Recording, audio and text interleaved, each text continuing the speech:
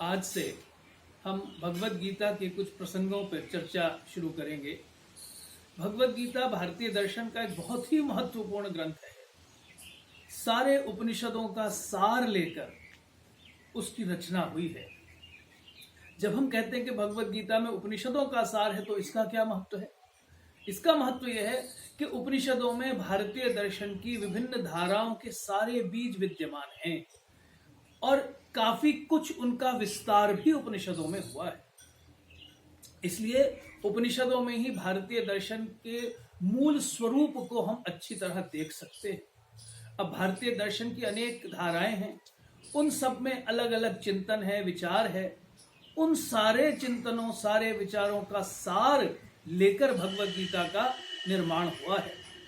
इसलिए भगवत गीता का महत्व केवल ये नहीं है कि लोगों ने सोचा कि ये कृष्ण का उपदेश है, वो तो है ही, लेकिन सर्वोपनिषदो गावः दोग्धा गोपाल नंदन, कृष्ण को जो हमने ग्वाला बनाया है, ये भी बड़ा महत्वपूर्ण विषय है।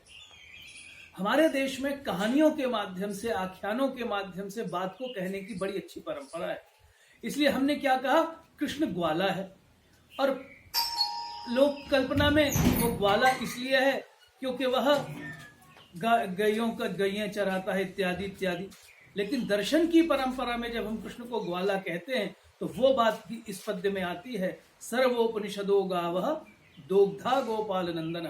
सारी उपनिषद गाय हैं, सब उपनिषद ही गाय हैं, और उनके सार को, उनके रस को निकालने वाला, उनमें से क्षीर को, दूध को निकालने वाला कृष्ण है। अर्थात कृष्ण वो विचारक है, कृष्ण वो चिंतक है जिसने सारे उपनिषदों में से दर्शन के सारे महत्वपूर्ण तत्व लेकर एक अद्भुत ग्रंथ का निर्माण किया है। इस दृष्टि से भगवत गीता का महत्व हमें समझना चाहिए। अब भगवत गीता में क्योंकि अनेक दर्शनों का सार है, क्योंकि उसमें अनेक विचार हैं, अनेक चिंतन हैं, इसलिए भगवत गीता के अलग अलग प्रसंगों की अलग अलग व्याख्याएं संभव हैं। प्राचीन भारतीय चिंतन की बात करें तो हमारे तीन मुख्य धाराएं बता दी गई, ज्ञान मार्ग, कर्म मार्ग और भक्ति मार्ग। इसलिए गीता में कुछ लोग कहते हैं कि तीनों का सार है, ज्ञान का, कर्म का और भक्ति का। मैं विशेष रूप से गीता की कर्म मार्ग की व्याख्याओं पर बात करूंगा। भक्ति और ज्ञान का अपना अलग स्थान है, लेकिन हम जिसकी चर्चा करेंगे वो है भगवत गीता का कर्म मार्ग।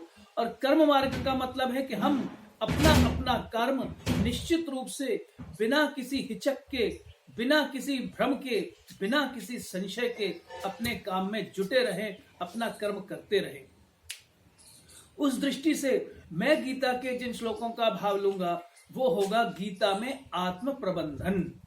गीता में आत्म प्रबंधन, आत्म प्रबंधन कर्म करने की दृष्टि से। अपने कर्म में सफलता सबको चाहिए। जो भी हम कर्म करते हैं, मैं ये रिकॉर्डिंग कर रहा हूं, मैं ये वक्तव्य दे रहा हूं, क्यों? ताकि लोग उसको सुने और उसको समझें। इसका भी एक फल है।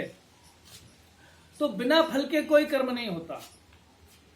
एक गीता का बड़ा महत्वपूर्ण पद्य है जिसकी आप तुरंत संशय करेंगे कि उसमें तो कहा है कर्मण्येवाधिकारस्ते मा फलेषु कदाचन। इसकी चर्चा मैं अपने किसी और वक्तव्य में करूंगा और बताऊंगा कि इस पद्य का क्या महत्व है, क्या सार्थकता है। फिलहाल आज हम सिर्फ इतनी बात करेंगे कि भगवत गीता ये बताती है कि हम अपने कर्म को करने के लिए कैसी तैयारी करें, हम अपना कर्म किस प्रकार से करें, अपना कर्म करने में हमारे क्या क्या बाधाएं आएंगी और हम उन बाधाओं को कैसे दूर करें, हम उन बाधाओं से कैसे संघर्ष करें और अपने कर्म को एक अच्छे ढंग से करते हुए हम सफलता को प्राप्त करें। यही भगवत गीता का संदेश है जो मैं अपने इन वक्तव्यों के माध्यम से आप तक पहुंचाने का प्रयास करूंगा। धन्यवाद।